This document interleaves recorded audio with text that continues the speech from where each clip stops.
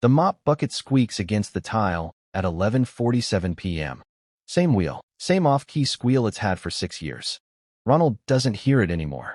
He hears the vending machine humming down the hall, the soft buzz of a fluorescent light above the third-floor break room, rain tapping against the windows of the empty office building. And somewhere underneath all of it, a number, $4,118,000. He knows the exact figure because he checked it that morning, standing in his kitchen in his socks, waiting for the coffee machine to finish. He stared at the screen for about 10 seconds. Then he locked his phone, put it face down, and went to work. At 6:03 that evening, Ronald is pushing his cart through the lobby while two young analysts walk past him, arguing about a bonus. One of them laughs. "Man, if I make partner by 35, I'm buying the Porsche." Ronald keeps pushing. They don't notice him listening. They don't know that the man carrying a mop bucket past them has enough invested to buy several Porsches without checking whether he could afford the payment. But that's the strange thing about money. Sometimes the person who looks the poorest in the room is the person who has the least reason to impress anyone. And Ronald has spent 30 years learning how to disappear. He is 62 years old. He wears the same Navy work shirt almost every night. His shoes are scuffed at the toes. His lunch comes in a plastic container with a cracked blue lid. And every Friday, when his paycheck arrives, he still moves a portion of it into the same boring investments he's been buying for decades. Not cryptocurrency. Not some secret stock tip, not a business empire, just broad index funds, over and over, quietly, for years. The kind of investing nobody brags about at a dinner party. The kind nobody notices. And that's exactly why it worked. Because while everyone around Ronald was trying to look wealthy, Ronald was trying to become free. The story begins long before the $4 million. Back when Ronald was 31. Back when $4 million sounded like something that belonged to another species of human being. He was renting a small apartment above a laundromat. The walls shook every time the machines downstairs went into their spin cycle. His car had 146,000 miles on it. And one winter morning, the car wouldn't start. Ronald sat behind the steering wheel for 11 minutes, turning the key again and again. Nothing. His hands were cold. His bank account wasn't much warmer. He had $427 in checking. The repair estimate was $612. He remembers staring at the mechanic's clipboard, then looking through the glass at the rows of cars outside. For the first time, Ronald understood something that would quietly shape the rest of his life. Being broke isn't just about having less money. It's about having fewer choices. A broken car becomes a crisis. A medical bill becomes a disaster. A bad month becomes a debt. A job you hate becomes a job you can't leave. Poverty can turn ordinary problems into emergencies. And Ronald became obsessed with one simple idea. He wanted enough money that ordinary life could stop feeling like an emergency. Not rich. Safe. There is a difference. So he started saving. At first, it was almost embarrassing. $20 here. $30 there. He stopped buying lunch at work. Started making coffee at home. Kept the same phone long after the screen cracked. When coworkers upgraded their cars, Ronald kept driving his. When someone joked about his old clothes, he laughed with them, because they couldn't see what he was doing. Every month, a small amount disappeared from his paycheck and into an investment account. $200. Then $250. Then $300. Nothing dramatic happened. No trumpet sounded. No notification appeared saying, "Congratulations. Your life has changed." The account simply grew. Slowly. Painfully slowly. And that is where most people lose interest. Because human beings are attracted to visible progress. We want before and after. We want the dramatic transformation. We want $1,000 to become $10,000 by Friday. But wealth usually doesn't look like that. For a long time, it looks like nothing. Ronald would open his investment account and see numbers that barely seemed different from the month before. Sometimes the market fell. Sometimes it fell hard. And when it did, Ronald didn't feel brave. He felt sick. In 2008, his account dropped sharply. He remembers sitting at his kitchen table while the television talked about banks collapsing. People were panicking. Friends were selling. Coworkers were saying the market was finished. Ronald stared at his account. Then he did something almost painfully boring. He kept buying. Not because he knew what would happen next. He didn't. He bought because he had already decided that fear wasn't going to make his decisions for him.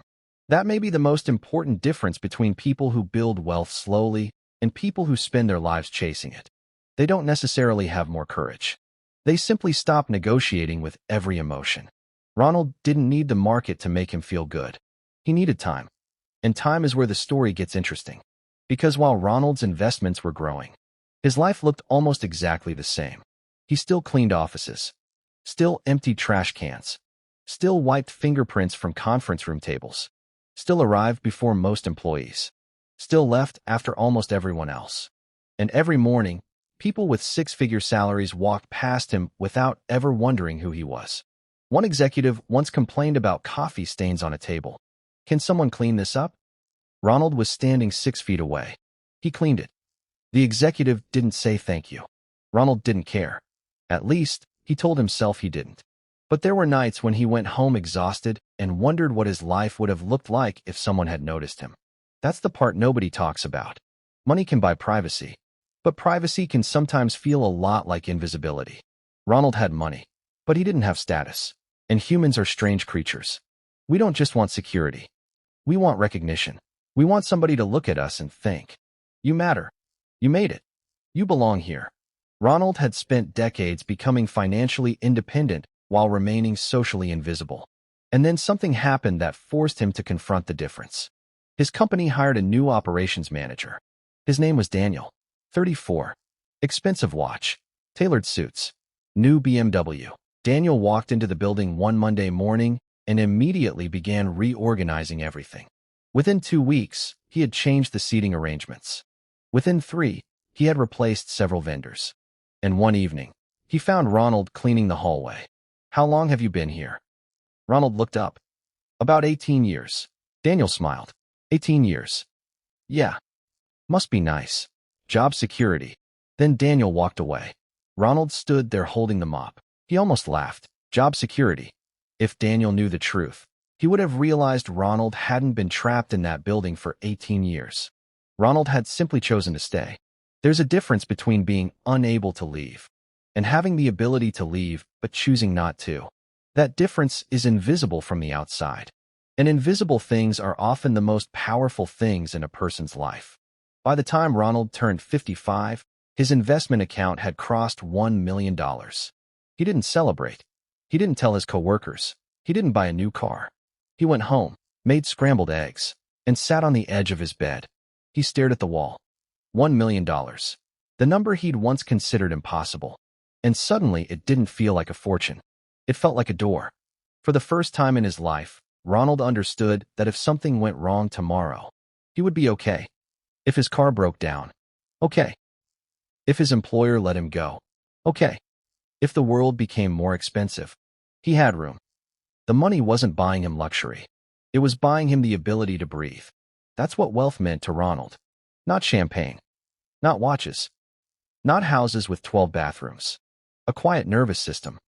A life where every unexpected expense didn't feel like a threat. And then the years accelerated. $1.2 million. $1.6 million. $2 million. $2.7 million. The numbers became increasingly strange. But Ronald remained almost exactly the same. Same apartment. Same work shirt. Same lunch container. Same battered car. The only thing that changed was the amount of fear he carried. And eventually, almost all of it disappeared. At 62, Ronald has more than $4 million invested. His coworkers still think he's just the janitor. That's the part that sounds unbelievable. But maybe it shouldn't. Because we make assumptions about people every day. We see a car, a watch, a suit, a house, and we construct an entire biography from it. We think we know who is successful. We think we know who is struggling. We think we know who is winning. But appearances only tell you what someone is willing to display. They tell you almost nothing about what someone owns, or what someone owes, or what someone fears. One Friday afternoon, Ronald is sitting alone in his car during his lunch break. It's raining. The windshield is covered in tiny droplets. His phone is sitting on the passenger seat. His investment account is open for $1,118,000. He looks at it. Then he looks through the windshield at the office building. Hundreds of people are inside.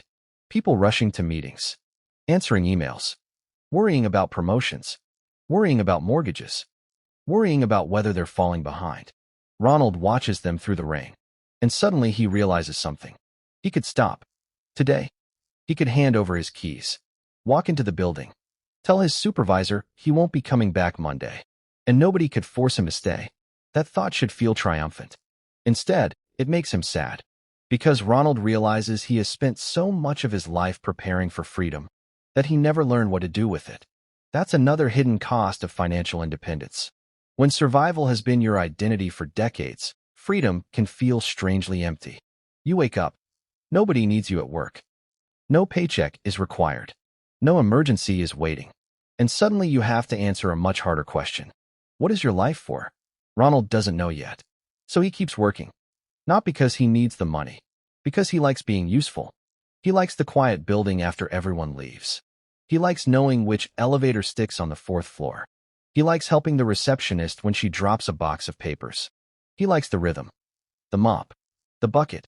The fluorescent lights. The empty hallways. His job isn't the prison anymore. It's simply a choice. And that changes everything. One night, near midnight, Ronald is cleaning the 3rd floor break room. The same room where that executive once complained about coffee stains. He notices a young employee sitting alone at the table. She's staring at her laptop. Her eyes are red. Ronald doesn't ask what's wrong. He simply places a paper cup of water beside her. She looks up. Thanks. Ronald nods, then keeps cleaning.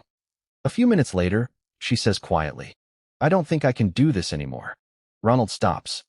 He looks at her, then at the fluorescent light buzzing above them. And he says something simple. You don't have to figure out your whole life tonight. She looks at him. Neither of them speaks. Then she closes the laptop and walks out. Ronald finishes cleaning the room.